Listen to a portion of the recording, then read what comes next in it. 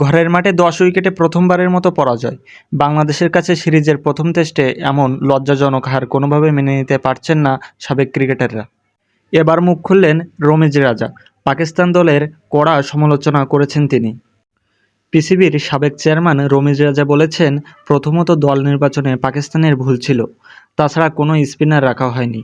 দ্বিতীয়ত পেস শক্তির ওপর আমাদের যে নির্ভরতা সেটি পুরোপুরি শেষ হয়ে গেছে। তিনি মনে করেন এই ধরনের ভরাডুবি এশিয়া কাপেই শুরু হয়েছিল। বিশেষ করে ভারত সুইমিং কন্ডিশনেও আমাদের পেসারদের ওপর যেভাবে চড়া হয়ে খেলেছিল, তারপর থেকে আমাদের পেসাররা আত্মবিশ্বাসের অভাবে ভুগছে। তারপর তো রহস্যটা উন্মোচিত হয়ে গেছে এভাবে যে আমাদের এই পেস আক্রমণ সামলানোর অন্যতম উপায় হচ্ছে প্রতি আক্রমণ। তাছাড়া তিনি অধিনায়ক সাদ মাসুদের নেতৃত্বের দক্ষতা নিয়ে কড়া সমালোচনা করেছেন। রাজা আরও বলেন, বাবরের পারফরম্যান্সে আমি পুরোই হতাশ।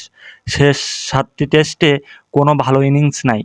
পাকিস্তান দলের মূল ব্যাটিং স্তম্ভ তিনি যদি ফেল করেন তাহলে এখানেই দলের 40% পরাজয় হয়ে যায়। তাই বাবরের রানে ফিরে আসাটা খুবই জরুরি।